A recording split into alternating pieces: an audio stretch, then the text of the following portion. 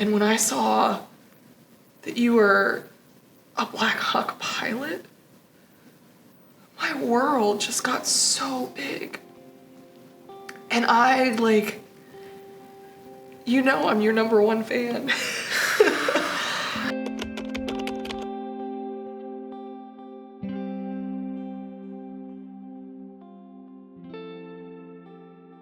So I'd like to introduce you to 2018 Tillman Scholar, Natasha Ryan. She's a CW4 in the Army. Best Black Hawk pilot out there. Friend, mother, scholar, leader. I'd like to introduce to you 2013 Tillman Scholar, Heather King, who is also a mother, leader, who is a dear, dear friend of mine and an exceptional human being. During your service, and we're talking more than 20 years, there's been a lot of shifts in leadership and policy at all kinds of levels. How have these changes over time in the entirety of your career impacted the opportunities that you've had, the challenges that you've faced, and your perspective as a service member, enlisted, warrant officer, and leader as a woman? Oh, Heather, I'm glad you're asking really easy questions. So I think the important thing there too is, like, I've changed also, you know, like what I wanted as a 19-year-old girl is not the same thing that I want as a 45-year-old woman who's now been a mother, who's now been a wife, you know, who's been enlisted, who's been a warrant officer. It has changed because now, like, my concerns were different, right? Because, like, there were changes to our healthcare that have come and gone. There were changes to childcare that have come and gone, changes to maternity leave policies, sometimes things that have progressed forward, sometimes things that have ebbed backwards.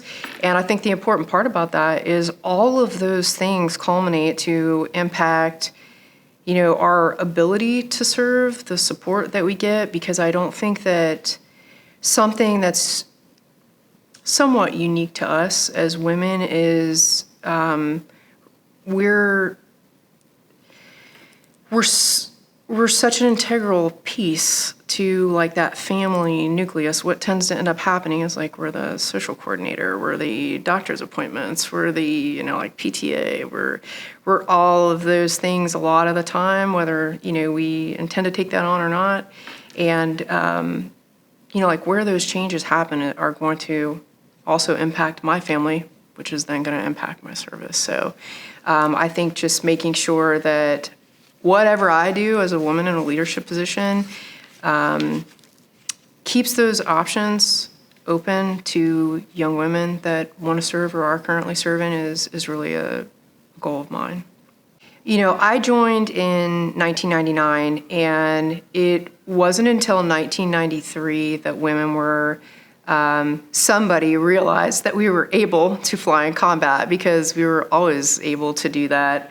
And so that changed and opened up a lot of opportunities for me personally, but I know a lot of women along the way that I didn't go into that career field. Nobody offered that career field up to me when I initially came in, but I was in an administrative job where we were running the post office, and the representation that other women or minorities have, the ripple effect of literally just seeing someone that looks like you doing something or being somebody that you aspire to be, even if you didn't think or don't know that it's possible, that moment that you see that is life-changing. I mean, we're 80% visual creatures. The proprioceptive system is like the way we take information in the vast majority of us.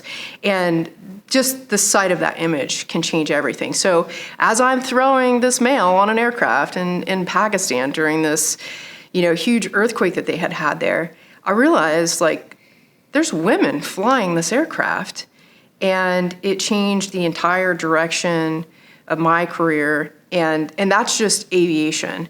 I will tell you that like what I do try to do from this point on, since I was fortunate enough to get into the field, is I try to take people that look like me and people that don't look like me with me. And, you know, whenever I have somebody that's in supply, somebody that's fueling the aircraft, a mechanic, somebody that I meet when I go to like pick something up from our Alcee shop or something, I always mention to them like, hey, do you ever think about flying? And, you know, 9 times out of 10, they're there to kind of like shoot themselves down right in the beginning. But it literally takes one single person to just believe in you blindly, and it'll change everything. I am so proud. I remember when I saw your bio, you know, we've talked about this, like my stepdad retired from the 160th. And when I saw that you were a Black Hawk pilot, my world just got so big. And I, like, you know, I'm your #1 fan. And to hear you talk about the kind of leader that you were, it's such an honor to know you and to know that the ripples, like I'll never get to see the people's lives that you've impacted and the people that, you know, that never dreamed of doing what you're doing. I don't get to see that, like how it plays out, but there's not a doubt in my mind that there's some girl right now that's like, I'm gonna be a pilot because Natasha Ryan was a pilot. Just little things like that are more of an honor than any medal, any accolade. What is your hope? I think my hope for the women that are coming after me is I think there's a real need still for leaders, for the nation, for other patriots to know the value of women, not only in the military but in combat. So I have an idea of what other people find unique about our relationship. What do you find unique about our friendship, our relationship, and how does that tie into the values that you have as a leader, as a human, as a mom? You know, I think that for us, like what's unique about our relationship is there is, other than our military service and it being in aviation, there's not a lot similar about us. Mm-hmm. But I don't know if that's the thing that makes the magic or not, but it is the thing that definitely draws me to you and makes me just like crave your presence. You are a very free spirit, like you're very calming, but you also leave this open space to like match my crazy, and you'll do it with me. Yes. And so I'm like, I'm not alone yes. when I want to let it go. But also like in that, if I want to have a moment that like I open up or like need to cry about something, I can do that with you too. I mean, like we have like a wildly multifaceted friendship. I think the thing that you have taught me the most is what it is like to walk in this world, in this space as a Black woman, as a veteran that is also a Black woman. I felt like I understood, but I didn't understand fully. And I didn't know if those were questions that I could ask or if they would be offensive or too intrusive. And I was able to ask you those questions, and you gave me the space to do that, and you were honest and real and vulnerable with me. And that made me move through this world differently. That made me be very deliberate about bringing people that didn't look like me to the places that I was. Because I think if you have any level of privilege and you're not using it to do good, it's wasted. So I thank you so much for, even though it's not your responsibility, for taking that time to teach me, for taking that time to show me and to be honest with me. It has absolutely changed who I am. And because it has changed who I am, it has made me parent differently. And so there's so many moments that I wish you were there for to see with Gabby, my daughter. We were at the pool, and the pool at the place that we were at it literally looked like a segregated pool. Like the black kids were on the left, the white kids were on the right. And I didn't say anything to Gabby. I just wanted to see what she did when we walked in. And she walked in, and I could see her navigating. And a black little girl came up to her and just was like, "Do you want to play with me?" And the rest of the day, my daughter spent the day in the left side of the pool. And I loved it. Her best little friend is named Charlie, and he's a black kid. And I really love that about her. But I love it about you the most because you made me aware, and you made sure that I do things differently. And so I'm really, really grateful for you. I love Gabby. I know you do. Bunch of sass. Yeah, she is I like to my call her a vibe. sass master. She's Yeah. my vibe. Yeah. Okay, are you ready? Oh, always. Okay, this one is relatively simple, but I really, really wanted to focus on like what your passion is and what you're incredibly good at, and the goodness that you have brought not only to the Tillman community, but to veterans I personally know that I have sent your way. I know that you're very, very involved with the psychedelic community for treatment of traumas, for PTSD, and so that's kind of like the space that I want to talk about. I first want to ask you how you got involved in that. Oh, God. It's such a wild and weird ride. My entry is very, I think, different than what a lot of people have or expect.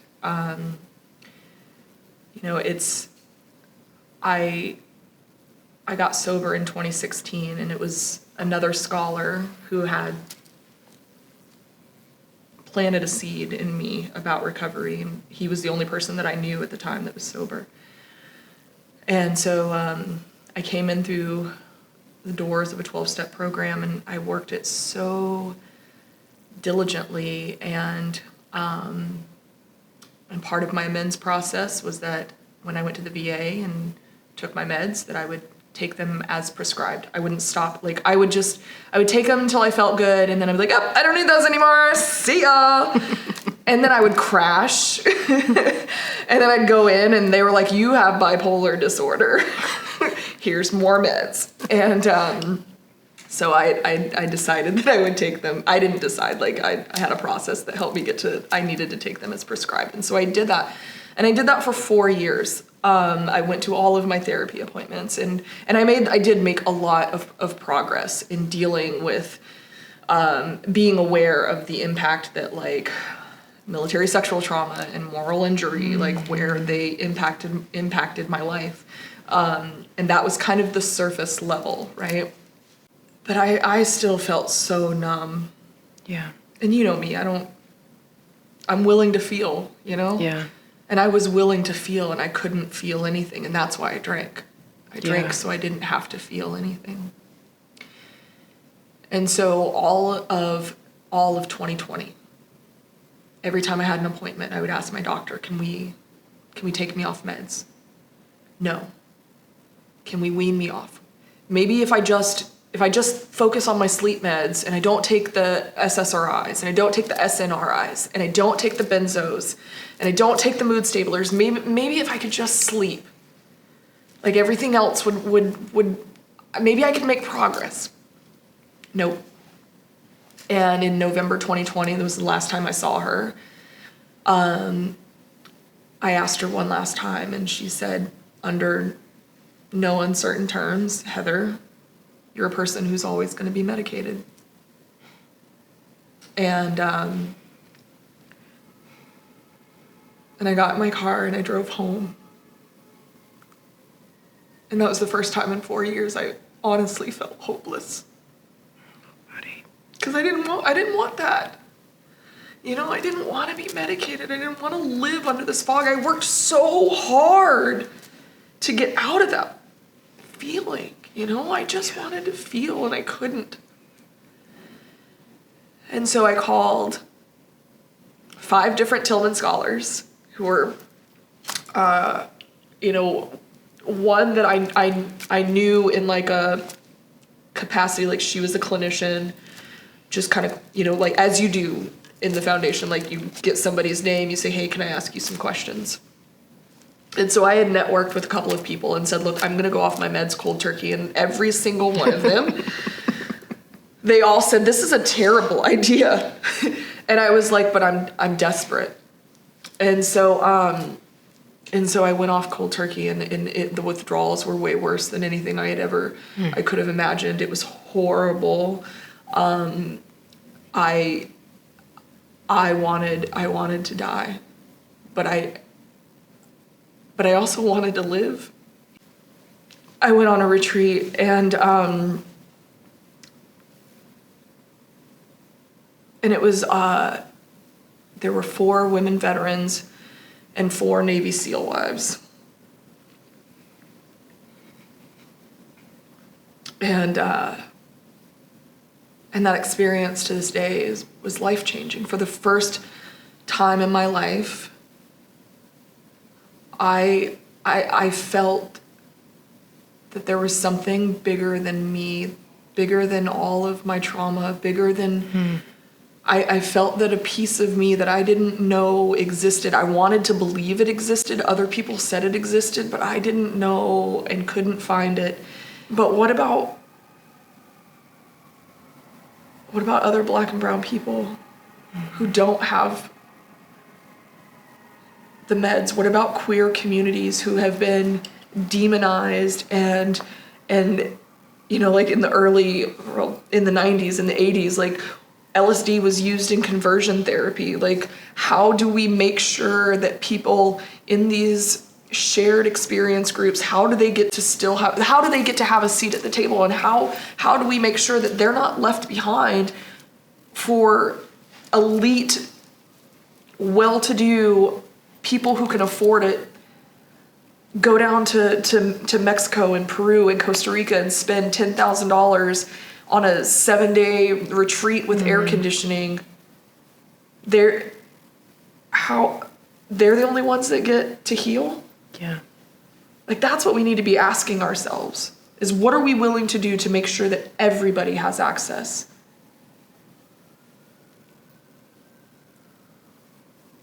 And the wrong people, like,